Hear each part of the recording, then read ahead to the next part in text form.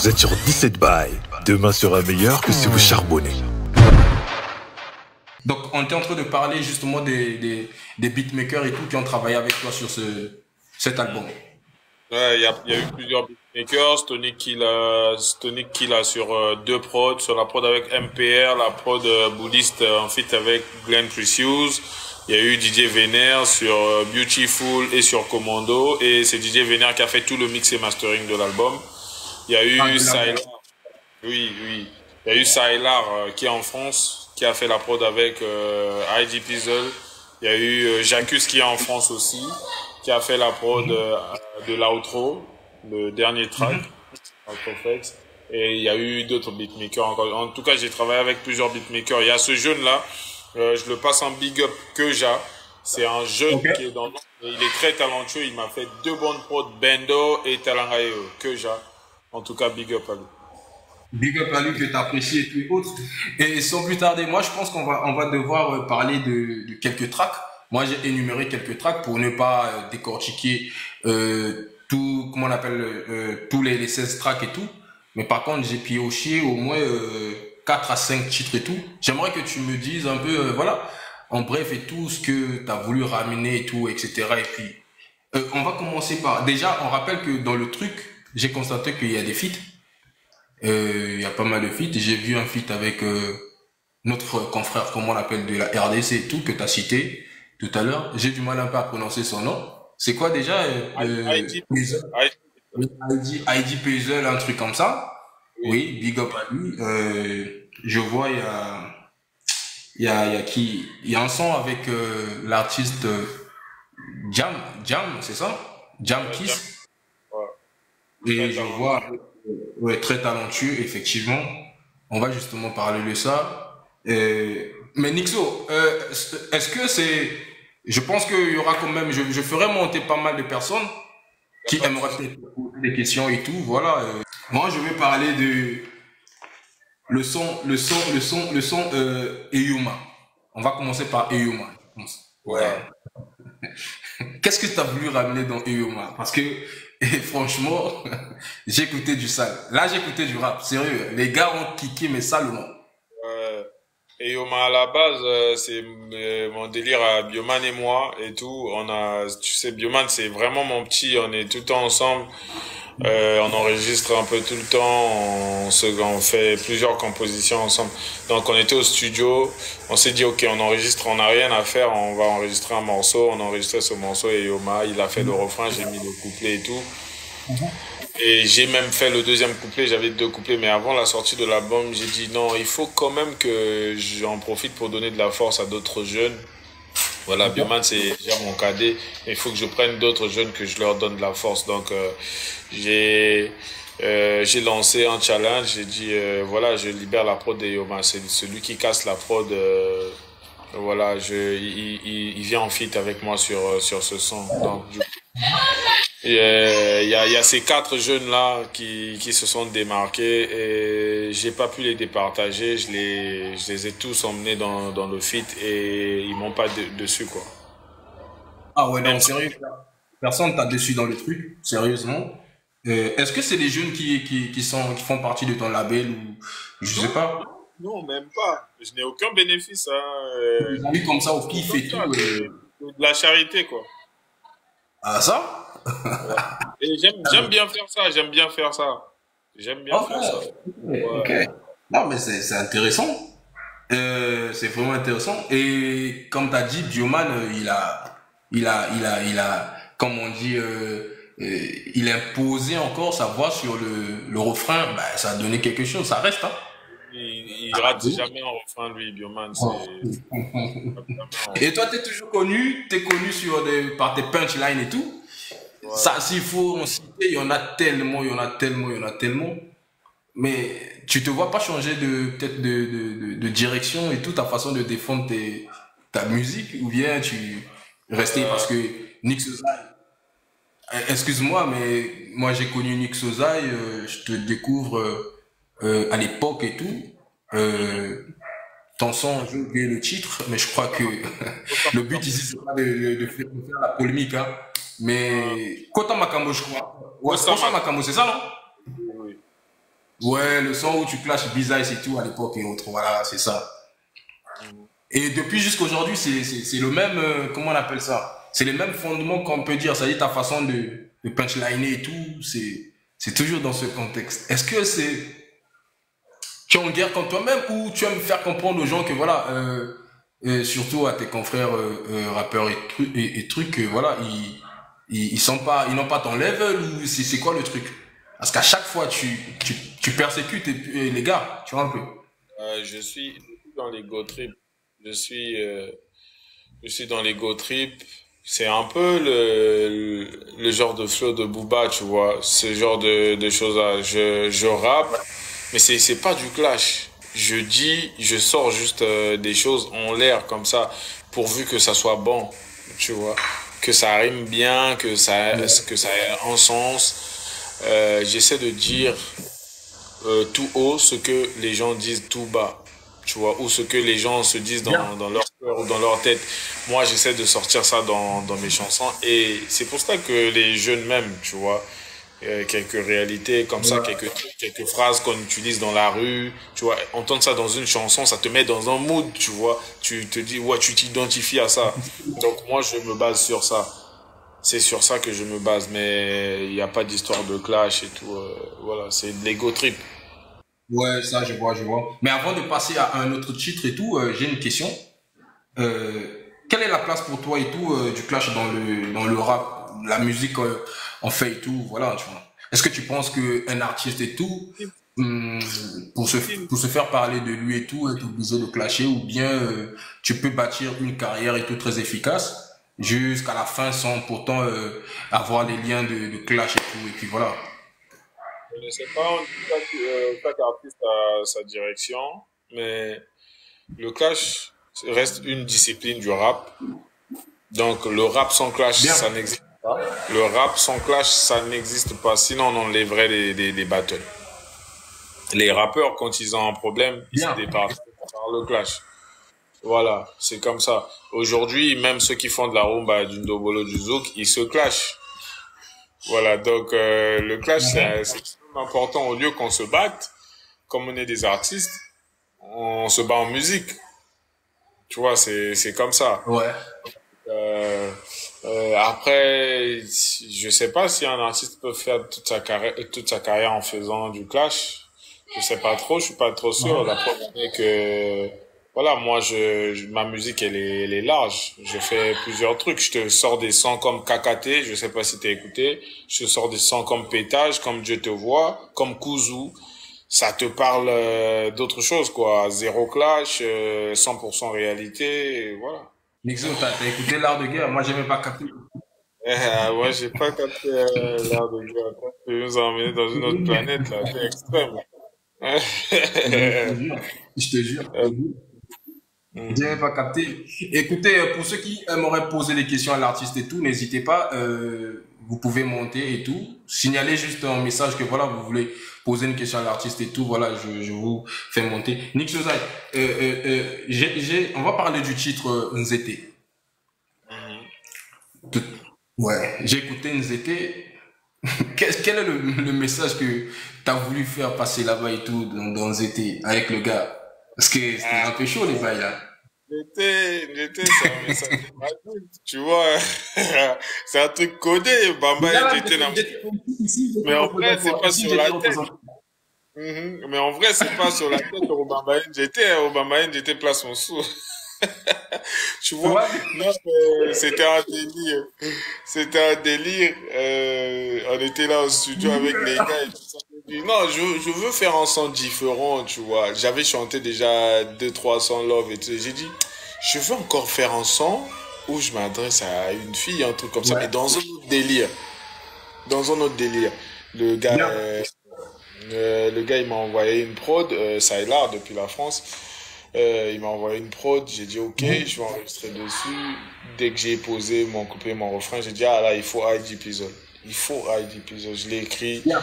sur Insta, je l'ai dit bro, j'ai fait un son. Vraiment, il faut que tu mettes ta voix parce que je ne vois que toi dessus. Il m'a dit ouais, je suis Bien. frère, je suis chaud frère et tout. On voit le bail, j'écoute dès que j'ai envoyé, il a accroché direct, il a enregistré et c'est parti. Quand je suis parti en France, on a fait le clip et voilà quoi. Bien. Et ça s'est passé fluidement et tout. Oui, Je c'était très sais pas, moi, direct, quoi. Il a senti le truc avec ouais, du feeling, c'est passé, quoi. il était très cool, il a aimé mon taf, de toute façon j'aime aussi son taf. Donc c'est passé crème, on était ensemble en France et tout ça. Je suis même parti assister à l'une de ses séances studio. En tout cas, non, il est cool, il est trop cool, j'aime beaucoup. Ah, ça, ben, big up à Fevel. Donc, je l'aurai et tout, je l'aurai. J'ai bien eu d'écouter un de ses sons qu'il a sorti là et tout. Je crois que c'est On My Way, je crois, un truc comme ça. Je crois que c'est un bon morceau, c'est un bon morceau. Donc, big up à lui là où il est. Maintenant, on va parler de Beautiful. Mais Nick Sosa, t'as chanté le love là. Personne t'attendait là-dessus. Ou bien, En fait, personne t'attendait là. à la base, ce son, je voulais le faire avec Singila. Et j'ai pas encore lâché Ok. l'affaire parce que je me dis avant de faire le clip, parce que Singila, il sera à Brazzaville pour un festival là, je pense, c'est pas en juin. Donc je ferai pas le clip de Beautiful avant que Singila n'arrive. Dès qu'il va arriver, je vais essayer de l'attraper. Je lui dirai, vieux père, il faut vraiment que tu mettes ta voix. On ira au studio, on va le faire et tout. Parce que on avait parlé et tout. J'ai posé le morceau spécialement pour que Singila y mette sa voix. Mais après, il était un peu trop cher, tu vois. Il était un peu trop Ouais, cher. ouais. Ouais, du coup, tu sais, cet album-là, il est autoproduit. Ok, Ouais, ok. ouais, je suis mon propre producteur, ça fait 6 ans, tu vois. Ils Donc, ont été en Inde et tout. oui, je suis en Indé depuis 6 ans. Donc, j'ai dit ce cachet-là, non, je peux pas me casser la gueule. Tu peux Voilà, pas te je vais casser la... la tête pour ça. On va le Mais renégocier. Pardon? effectivement. Mais est-ce que en Inde et tout, tu rencontres pas mal de difficultés, j'imagine. Pas mal, c'est Est-ce que tu te vois aujourd'hui signer c'est une offre et rien. tout, de signer quelque part et tout, ça te va ou tu préfères rester en ligne? Pas mal, c'est rien. C'est-à-dire, je rencontre beaucoup de difficultés. Tu sais, pour que ta musique aille loin, il faut mettre beaucoup de moyens. Tu vois, par exemple, De ouf. un album comme le mien, comme Extrême, c'est un album qualitatif. Pour que ça aille très loin, il faut mettre les moyens. Beaucoup de choses qui bloquent, c'est parce que, après, moi, mes moyens sont limités, tu vois. Ouais, ouais, Je suis pas riche. Donc, il faut mettre ouais. de l'argent. C'est mon business, la musique. Je dois mettre de l'argent pour que ça tourne, pour que l'argent revienne. Donc, du coup, je mets plein d'argent. Effectivement. Mais c'est insuffisant parce qu'il faut mettre énormément d'argent. Donc, si demain, il y a, par exemple, un label qui veut bosser avec moi, oui, je pourrais accepter. J'ai mon propre label à moi que j'ai créé, mais je pourrais accepter si les conditions sont bonnes. Je pourrais accepter parce que ça me déchargerait quand même. Ça me permettrait de mieux économiser mon argent. Nixon, t'as parlé, t'as dit un truc très important et tout, que voilà, tu dépenses beaucoup, ça te demande beaucoup de finances et tout. Tu essaies quand même de remplir et tout ce critère-là, ce côté-là et autre de t'as pas lâché et tout, parce que tu viens de loin, ça je rappelle ça, et grosse force encore, big up. Mais du coup, ce que tu dépenses là, est-ce que aujourd'hui on peut dire que voilà, tu arrives quand même à rentabiliser le peu que, bon, pour ne Ouais, pas dire le peu que tu dépenses quand même, est-ce que tu arrives quand même à rentabiliser et tout? beaucoup plus que ça parce que tu vois, on est à une époque où on travaille avec de grosses sociétés. Moi, je suis ambassadeur de marques, de plusieurs marques, tu vois, et Ouais, c'est payé par millions chaque mois, tu vois, ouais, et je suis pas comme un fonctionnaire normal, comme un gars qui travaille à la fonction publique, parce que en temps normal, je touche peut-être 10 ou 20 fois plus qu'un gars qui travaille à la fonction publique, tu vois. la fonction publique. Ouais, Euh, ouais. oui, mais voilà, avec le boulot que je fais, si je bosse avec une boîte, je pourrais toucher encore 10 fois plus que ça.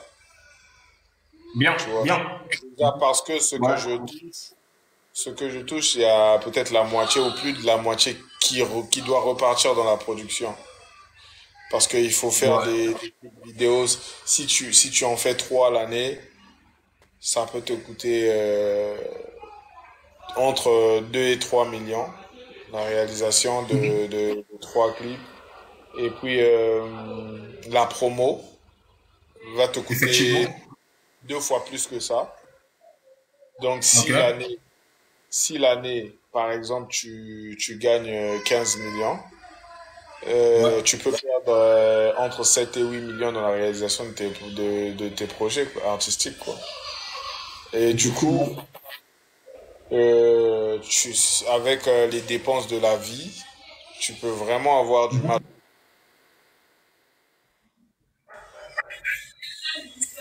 Ok, À ok. sortir. Puis, voilà, tu peux vraiment avoir du mal à t'en sortir. Du coup, Nixo, est-ce que, je sais pas s'il faut parler, estimer un budget et tout, autour de l'album et autres. On peut nager dans combien et tout pour réaliser cet album et autres. Le budget que j'ai mis ou dont j'aurais besoin, dont Non, je non, non, pourrais que avoir. t'as mis, que t'as déjà mis, Ah, que t'as que j'ai investi mis déjà pour réaliser. Ouais, le pour budget. réaliser déjà ouais, l'album et tout. Le budget que j'ai mis en temps normal, il y a des personnes qui peuvent dire que c'est beaucoup, mais pour moi c'est insignifiant, c'est rien du tout. J'ai mis 7 millions environ. 7 millions de francs CFA. Oui, environ. Tu prends En le mettant 7 studio, millions de francs CFA. tu prends Ok, le vas-y. studio parce que il y a des séances que j'ai faites en France. Tu Mhm. prends le studio, tu prends ah ouais, j'ai fait une conférence de presse qui m'a coûté la peau des fesses parce que j'ai dû louer une salle à 1 million. Euh, faut payer les chroniqueurs, les journalistes, les chaînes de télévision, Télé Congo, Dire TV, les chroniqueurs, les journalistes. Euh, là, il me reste encore beaucoup d'argent à dépenser, beaucoup plus que les 7 millions là, parce qu'il faut que je travaille avec des influenceurs de TikTok, des créateurs de contenu. Il faut Ok. que Il faut que je fasse une tournée média à Brazzaville, à Pointe-Noire, à Kin et en Côte d'Ivoire. Il faut que Ouais. je réalise des clips et que je fasse la promo de ces projets. C'est chaud, c'est grave chaud. C'est grave chaud, surtout en Indie, c'est grave chaud. Et Oui, c'est c'est grave chaud, grave. là, on parle des millions. Mais après, si ça marche et tout, je pense que tu pourras récolter le double, le triple et tout, je Bien pense, hein. savouré. Bien savouré. Ouais, c'est parce que Ouais, les ouais. Congolais ne veulent pas nous rendre riches. Écoute, moi j'ai lancé la précommande du projet sur une Ouais. plateforme qui a été créée ici, GoTune et tout ça, une plateforme de stream, un truc comme ça. Le bête me l'a dit, ouais. Une plateforme de stream comme ça et tout ça, on a mis l'album et j'ai fait à peine 200 ventes en une semaine, tu vois. Ouais, 200 ouais. ventes, 30 000 streams et 200 Mhm. ventes, 200 téléchargements. Ok. Et avec tout le public qui attendait cet album. Maintenant, regarde, t'es mal le jour de la sortie sur YouTube, sur les autres plateformes. Ils sont tous partis sur YouTube. Sur Ils sont en YouTube. train, ils sont en train de péter le score là-bas. Hein. De ouf. J'ai Les gens, maté les chiffres et tout, ça fait que monter, grimper là et tout. alors que la plateforme GoTune a lancé un truc, ils attribuent le disque d'or. Si tu arrives à vendre 15 000 exemplaires, tu as le disque d'or. Si tu vends 15 000 exemplaires, mon album est vendu à seulement 5 000 exemplaires. Si je vends Ok. 15 000 exemplaires, j'ai 75 millions, mon frère. 75 millions. Avec un Bah disque ouais, d'or. là c'est quoi déjà? Les Congolais ne veulent pas me donner ça. Ils me donnent 200 ventes. Ça? Mais tu Ouais. penses que les Congolais ont du mal comment on appelle ça? Pourquoi les Congolais ont du mal à acheter de la musique et autres? C'est plus, eux, ils veulent consommer gratuitement, j'ai l'impression, tu vois ce que. Ils veulent consommer gratuitement. Vous êtes sur 17 bails. Demain sera meilleur que si vous charbonnez.